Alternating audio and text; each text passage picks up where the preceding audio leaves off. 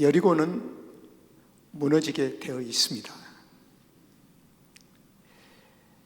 성경 속에 있는 이스라엘, 그 이스라엘은 애굽을 출발해서 홍해를 건너고 광야에 40년을 지나고 그리고 요단강을 건너서 가나안 땅에 들어온 이스라엘과 오랜 세월 동안 터를 잡고 살아온 원주민이 살고 있는 여리고와 과연 평화롭게 공존할 수 있을까요? 이 질문을 한번 해봅니다. 평화롭게 공존할 수 있을까? 40년 동안 광야에서 얼마나 힘들고 지친 이스라엘을 긍휼히 그들이 여기서 따뜻하게 환영해 줄 수는 없을까? 이런 질문을 하면서 성경은 이렇게 얘기합니다. 환영해 주지도 않고 평화롭게 받아들이지도 않고 여리고 성의 문이 굳게 닫혔다. 굳게 닫아버리고 말았습니다. 샷다운. 자, 우리 한번 상상해 보시길 바랍니다. 여리고 성이 굳게 닫혀버린 여리고 앞에 선 이스라엘 백성들. 이 이스라엘 백성들은 하나님께서 이들을 부르시고 이들을 잘 조성하시고 세우셔서 하나님의 나라의 삶으로 세워져 가고 있는, 하나님의 나라에 가까이 다가가고 있는 사람들이 이스라엘입니다. 그러나 여리고는 하나님의 손과 전혀 상관없이 사람의 손으로 세운 여리고 사람들은 수천 년 동안 수고와 땀을 많이 흘려서 여리고 성을 건축했습니다. 그래서 하나님의 손으로 세워가고 있는 이스라엘과 사람의 손으로 세워진 여리고가 대치를 하고 있다는 것입니다. 여러분, 창세기 11장에 보면은 사람의 손으로 세운 거대한 탑이 나옵니다. 이 탑이 무슨 탑이죠? 바벨탑이에요.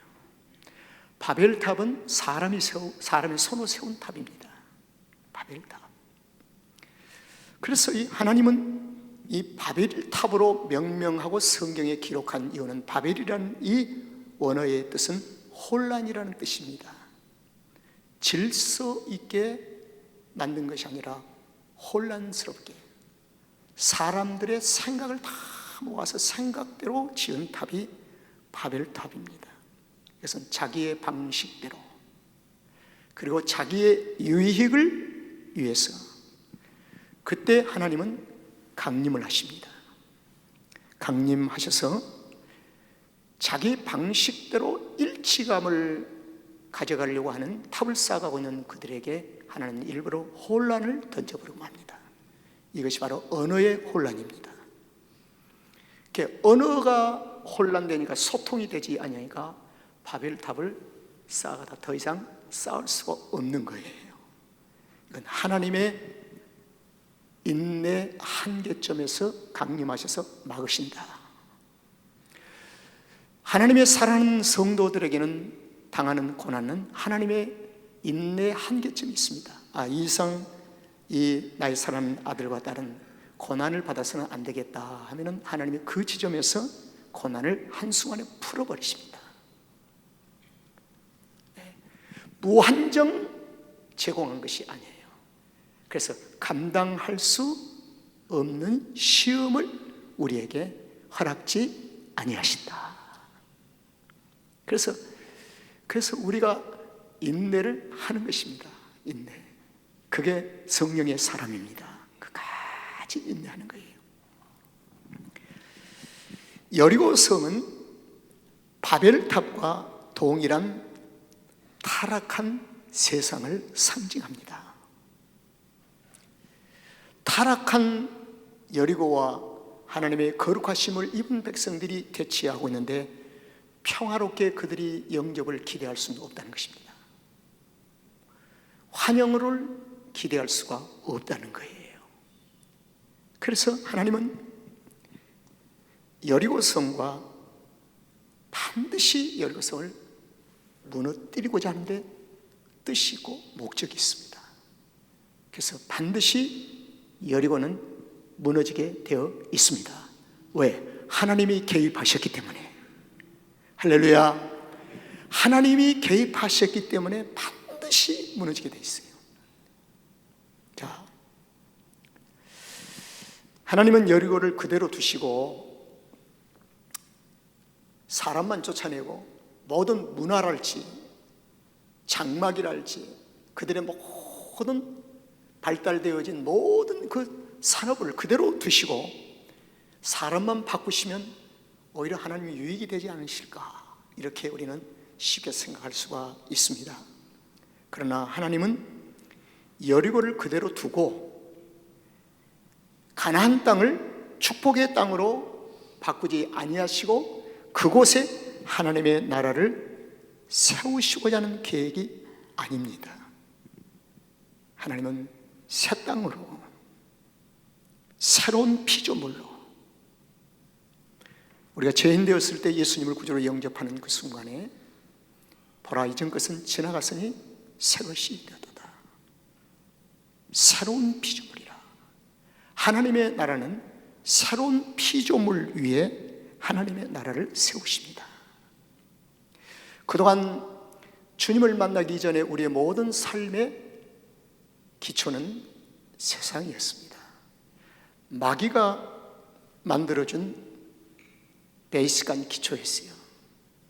그러나 그 모든 기초까지 다 드러내신 후에 이걸 제가 지난주에 기경이라고 했습니다.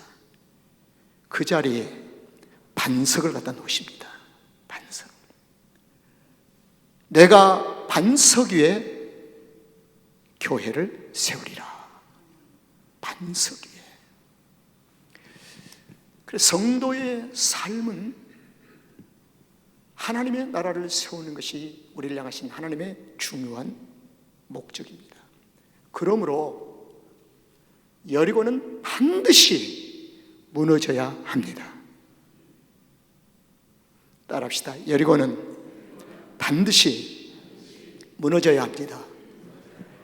이걸 믿음의 편에서 보면, 성도 편에서 무너뜨려야 합니다.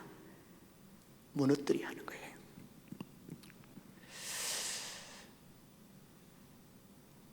이스라엘과 함께하는 하나님의 계획.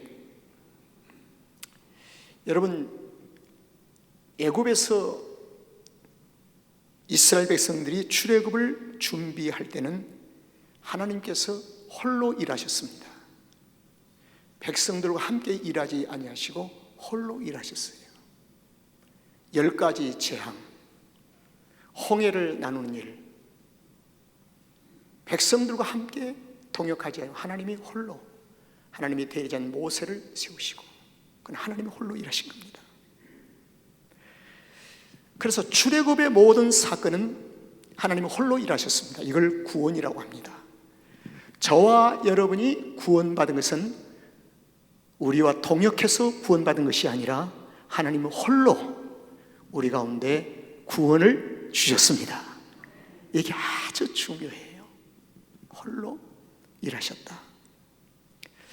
그런데 구원을 받고 난 후에, 홍해를 건너고 난 후에부터는 광야 40년 동안은 하나님과 함께 일하기를, 하나님이 백성과 함께 일하기를 원하십니다. 성막 만들고 법궤 만들고 다 함께 일하십니다. 너희의 수고와 땀을 함께 흘려라. 같이 일하자. 그리고 40년 동안 하나님이 함께 일하는 훈련을 시키십니다. 성도는 주님과 함께 동역하는 훈련에 길들여진 성도가 성도의 생활에 평탄합니다. 우리가 교회를 다니는 것보다 더 중요한 것은 주님과 함께 일하는 훈련 중요합니다. 나 홀로 일하는 것에 길들여서는 오히려 길들여지 않는 것보다 더 못합니다. 주님과 함께 일하는 것, 동역하는 것, 이게 철저한 훈련으로 우리의 삶 속에 길이 들여져야 우리의 신앙생활에 유익이 오는 것입니다. 그래서 교회 머리가 주님이시고 군대 장관 되신 주님과 교회가 함께, 군대 장관이신 머리 되신 주님과 교회인 우리가 함께 하나님의 나라를 세우는 일을 하는 것입니다. 동역한다는 것이다. 동역. 그럼 하나님과 함께 준비되어진 우리가 함께 하면 여리고가 무너질 것인가, 무너지지 아니할 것인가 염려할 필요가 전혀 없다. 전혀 없는 거예요. 함께 동역하면 염려할 필요가 없어요. 주님과 함께 하지 아니하니까 될까 말까 늘 염려하고 사는 거예요. 그건 나 홀로 하기 때문인 거예요. 그런데 하나님께서 함께 일하시면서 우리의 행동의 두 가지를 하나님 마음에 담아줄 것을 요구하십니다. 하나님의 마음에 신원규의 삶을 두 가지를 담아드려야 돼요. 두 가지가 무엇이냐? 믿음과 순종입니다. 믿음과 순종을 하나님 마음에 담아주면 돼요. 그럼 하나님이 신뢰를 해요. 그리고 하나님과의 동역관계가 되는 것입니다. 일치가 된다는 뜻입니다. 여러분, 하나님의 목표는 여리고가 부분적으로 무너지는 승리가 아니라 완전히 무너지는 승리를 하나님 목표로 정하십니다. 동의하세요? 완전히. 그래서 히브리서 11장 30절의 말씀을 보면은 하나님과 호흡을 잘 맞추고 있는 하나님의 자녀들의 모습을 히브리서 11장 30절에 기록을 하고 있어요. 호흡이 잘 맞아요. 호흡이. 자, 어떻게 호흡을 맞추는가 보세요. 믿음으로 며칠 동안요? 7일 동안 여리고를 두루 다니며 누구와 함께요? 하나님과 함께 호흡을 맞추면서 여리고를 돌았더니 성이 어떻게 해요? 무너졌더라. 이걸 가르쳐서 최상급의 호흡이라고 저는 표현을 해봅니다. 누구도 흉내낼 수 없는 하나님과 단짝이 되어버린 영적인 하나된 호흡. 믿음으로 도는 행위는 순종의 행위입니다. 그래서 믿음으로 7일 동안, 이 7일은 완전 숫자입니다. 7일을 돌게 하신 하나님의 의도는 완전한 승리를 목표로, 완전한 승리를 가져오기 위해서 7일 동안 여리고를 두루 다니며 성이 무너졌다는 이 말은 완료형입니다. 무너져 버렸어요. 어떻게 무너진가? 완전히 무너져 버린 겁니다. 재기할 수 없는 상태로 완전히 무너져 버린 겁니다. 여러분, 이 히브리서 11장 30절의 말씀은 정말 영적 호흡이 잘 맞는 것입니다. 성도의 고민이라고 한다면 주님과 어떻게 하면 호흡을 맞출 것인가가 중요하지 않습니까? 주님과 호흡.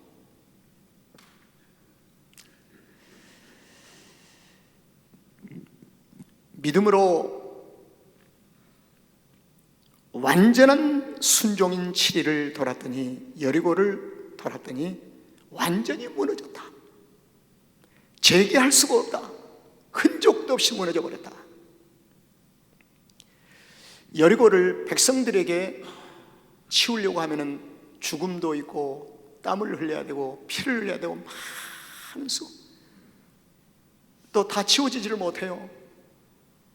그건 하나님이 한순간에 치워버리는 것이었습니다.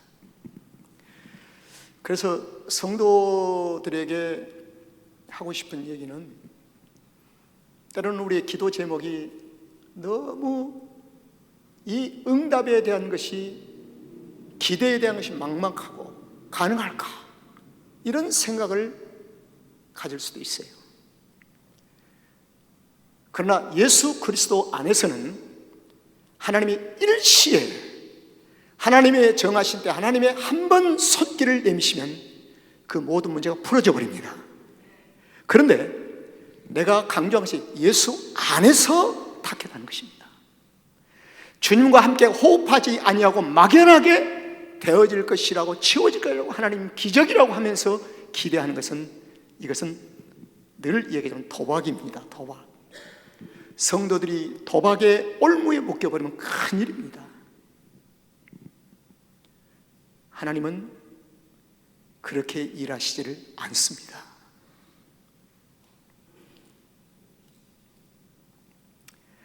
하나님이 하시는 일은 하나님 나라의 완전한 회복이 있는데, 모든 성도는 하나님의 완전한 회복 안에서 부르심을 받고 있습니다. 그래서 하나님은 여리고 위에 이스라엘을 세우지 않으시고 새로운 피조물 위에 세우시기 위해서, 완전히 무너뜨린 후에 세우시기 위해서 하나님은 지금 전쟁을 선포하신 거예요. 여러분, 신약성경 마태복음 14장과 마가복음 4장과 누가복음 8장에 보면은 뭐가 있냐면 씨 뿌리는 비유가 나옵니다. 씨 뿌리는 비유. 주인이 농부가 씨앗을 뿌리는데 길가, 돌밭, 가시덤불 뿌리지 말라는 것입니다. 기경되지 않는 밭에 뿌리지 말라는 거예요. 모든 게 헛수고라는 거예요. 그럼 어디다? 좋은 땅에 뿌려라. 좋은 땅은 새로운 피조물이요, 완전히 기경된, 여리고가 무너진, 완전히 무너진 상태, 거기에 씨앗을 뿌리라는 거예요. 그래서 씨앗을 어디를 뿌릴 것인가라고 두루 찾기보다도 먼저 나의 삶의 밭을 완전히 기경하는 것이 더 중요합니다. 그래서 성도는 무엇을 달라고 구하는 것보다 더 중요한 앞서가 회개를 먼저 하라는 것입니다. 이게 성경의 가르침이에요. 회개는 우리의 삶의 기경이거든요. 그래서 성도들이 씨앗을 먼저 뿌리기 위해서 밭을 찾아다니다 보면 결국 찾는 것이 길가, 돌밭, 가시덤불 찾고 그냥 뿌려요. 그냥. 성경은 어떻게 약속하고 있습니까? 씨 뿌리는 비유에 대해서는, 이 말씀은 육체 위에 하나님의 나를 세우지 않겠다는 것입니다. 반석 위에 하나님께서 세우시겠다. 그럼 반석 위에 세운 사람들의 신앙이 히브리서 11장 31절과 히브리서 11장 29절에서 아주 중요한 두 가지 대조가 나옵니다. 여리고성 안에는 두 종류가 있었습니다. 순종하는 사람과 순종치 아니하는 사람. 순종하는 사람은 누구지요? 기생 라합이에요. 그래서 히브리서 11장에 뭐냐, 믿음으로 기생 라합은 정탐꾼을 평안히 영접하여서 순종치 아니하는 자와 함께 멸망하지 아니했다. 그러니까 여리고성 안에는 순종하는 자가 있고 순종치 않은 자가 있는데, 순종하는 자에게 생명의 길을 열어주시고 순종치 아니한 자에게는 멸망해요. 가르치고 있잖아요. 그 다음에 29절을 보세요. 믿음으로 저희가 홍해를 육지같이 건넜으나, 이스라엘은 6월절을 통과한 이스라엘은 믿음으로 저희가 순종함으로 홍해를 육지같이 지났지만, 애굽 사람들은 이것을 뭐하다가요? 시험하다가 빠졌느니라. 똑같은 홍해입니다. 똑같은 홍해. 그런데 순종치 아니하는 애굽 사람들은 멸망하고. 여러분, 여리고의 무너짐은 가나안을 축복 땅으로 백성들에게 주시기 위한 하나님의 깊은 마음이 있습니다.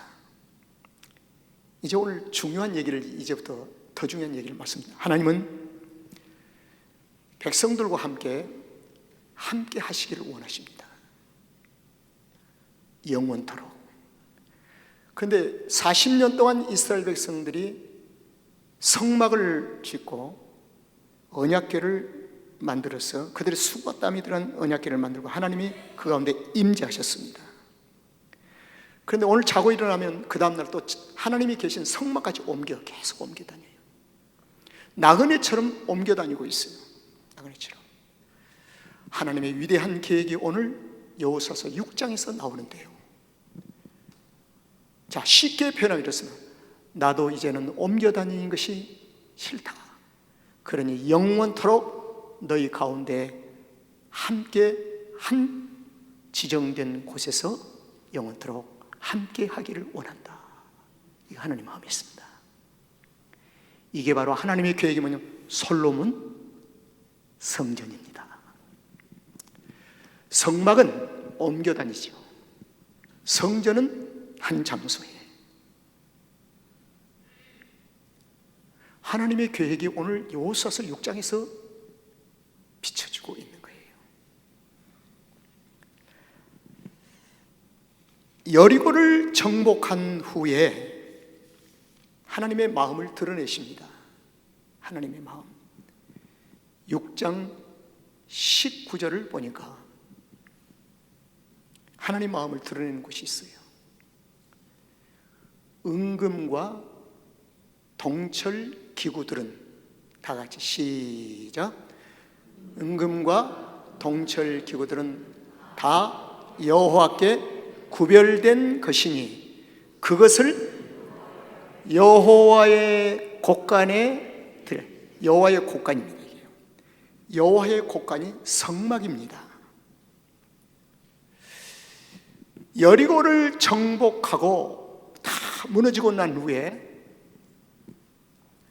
은과 금과 동철의 모든 기구는 구별시켜서 여호와의 곳간에 갖다가 넣어두어라. 여러분, 아주 중요한 얘기입니다.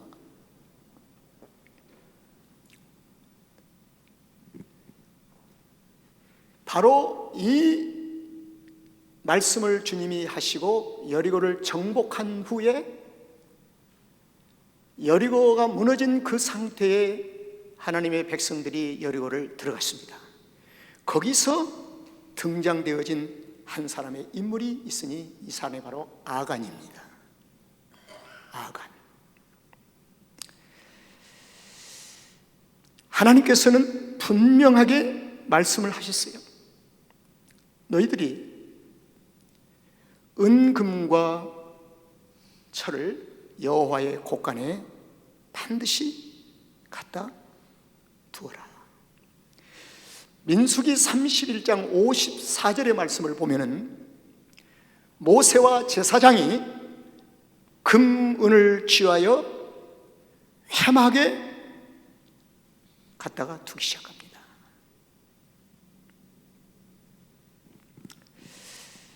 (6장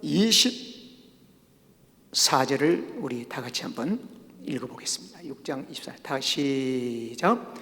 무리가 불로 성읍과 그 가운데 있는 모든 것을 사르고 은금과 동철 기구는 여호와의 집 곳간에 두었더라. 여기에 이 과정에서 아간이라는 사람이 등장되어지는데, 이 아간은 개인 한 사람으로 여리고를 돌 때 성실하게 돌았던 사람입니다. 성실하게 돌았어요. 여리고가 무너질 때까지 여리고를 보면서 무슨 생각을 했을까? 그건 거기까지는 알 수가 없어요. 그 아간이 등장이 되어진데, 이 아간은 유다 지파에 속한 자로 여리고를 7일 동안 성실하게 돌았던 사람. 근데 훗날에, 이 사건이 있은 훗날에 역대상 2장 7절에서 이 아간을 이렇게 기록하고 있습니다. 이 아간은 이스라엘을 괴롭힌 자다, 괴롭혔던 자다, 이렇게 기록을 하고 있어요. 이스라엘을 괴롭힌 자였다.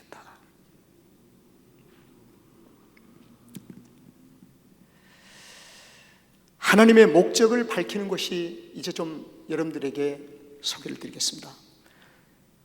사무엘하 8장 11절의 말씀을 보면은 다윗 왕이 그것도 여호와께 드리되 저가 정복한 모든 나라에서 얻은 은금을 하나님의 장막의 곳간에 넣습니다. 더욱더 확실한 역대상 29장 2절 3절을 한번 보면은 성전을 위해서 예비하라는 것입니다.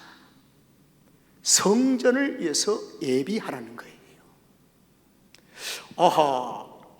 그래서 여호수아서 6장에서 하나님께서 여리고를 무너뜨리기 직전에 이스라엘 백성들에게 여리고가 무너지고 들어가거들랑 은과 금과 동철 기구는 구별해서 여호와의 곳간에 꼭 차곡차곡 쌓아라.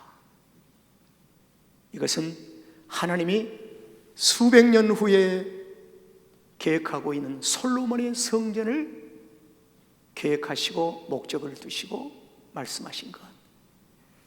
그런데 아간이 여리고에서 취한 은금을 여호와의 곳간에 드리지 아니하고 탐욕과 욕심에 무너져 버리고 맙니다.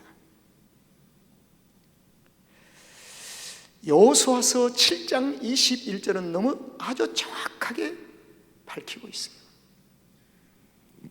아간이 고백을 합니다. 이건 아이성에서 실패하고 난 후에 이스라엘이 지금 총 난리가 났습니다. 왜 우리가 실패했는가? 그래서 제비를 뽑다 보니까 유다 지파에 누가 뽑혀요? 아간이 뽑히고 말았어요. 하나님이 드러내버리신 겁니다. 아간이 고백하는 내용입니다. 내가 노력한 물건 중에 신할산, 이건 산이에요. 신할에서 생산되어지는 아름다운 외투 한 벌을 훔쳤고 은 200세겔과 50세겔 중에 금덩어리 하나를 보고 탐내어 취하에다가 그 물건들을 내 장막 가운데 땅속에 감춰두고 은은 그 밑에 있습니다. 여러분, 여호와의 곳간에 있어야 할 은금이 아간의 땅 밑에 묻혀 있어요. 지금요.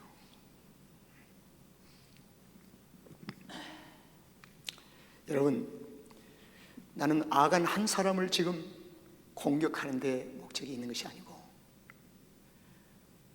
아간은 욕심과 탐욕의 상징입니다. 내 안에는 욕심과 탐심에 대한 것이 없나요? 오늘날 모든 그리스도인들에서 육체를 가지고 있는 우리에게는 탐심과 욕심이 없나요? 아간이 있다는 것입니다. 아간. 여리고를 7일 동안 도는 아간이 다른 동료와 같은 마음을 가질 수도 있습니다. 그런데 여리고가 무너지고 들어가서 보니까 눈에 화려하게 들어오면서 깜짝 놀랐습니다.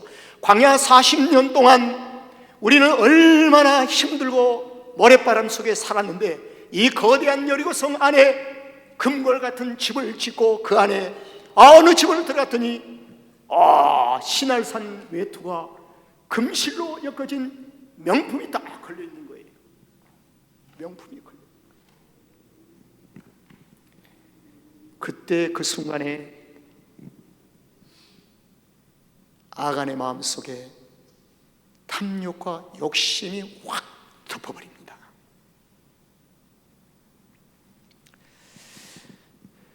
여러분, 소위 명품 브랜드의 화려함 앞에서 무너진 아간. 오늘날 현대인들에게도 명품에 중독되어진 자들이 있다는 사실을 누가 부인하겠습니까?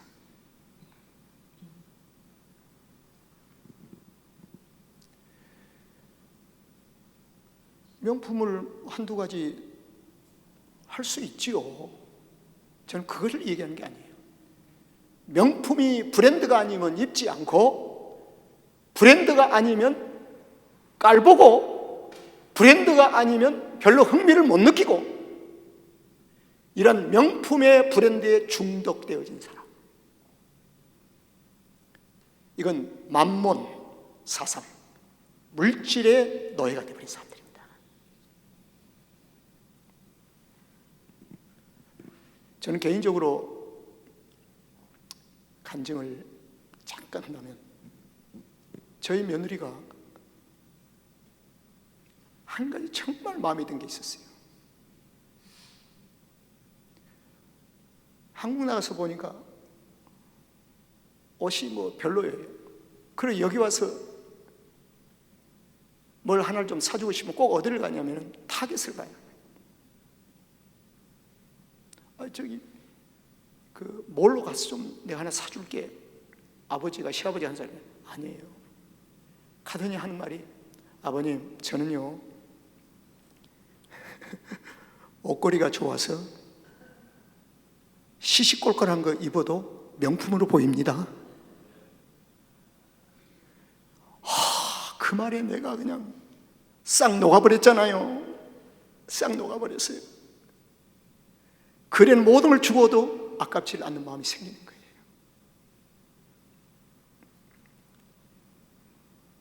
아간. 성경 속의 아간을 향해서 우리가 화살을 보내는 게 아닙니다.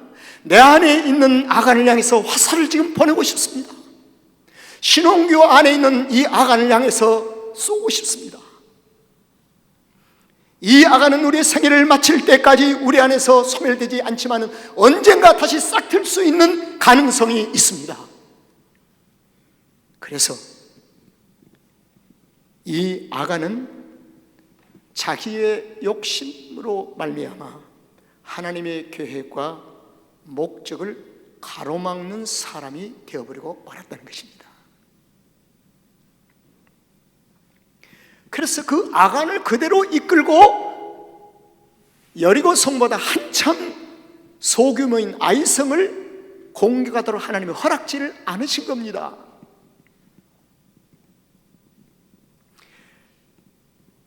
아간이 그대로 함께하면 아이성에서도 철저하게 또 실패하죠. 하나님이 허락지 아니한 것을 스스로 아이성을 향해서 무너뜨리기 위해서 떠나는 이스라엘, 그들의 결과는 아이성은 무너지지 않는다. 아이성이 무너지기를 바라고 아이성을 향해서 떠나는 것은 신앙생활의 도박이라는 거예요. 그래서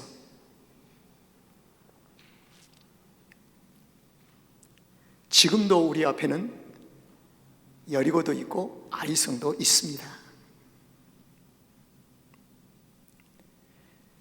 계속 무너지고 있어요. 그런데 한 가지 무너지고 나면, 응답받고 나면 우리가 몇 가지 점검을 꼭 해야 합니다.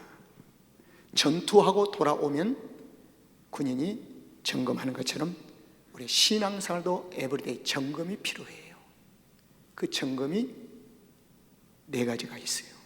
하나는 발에 신이 벗겨져 있는지 신고 있는지, 내 신발이 그거 확인해야 돼요.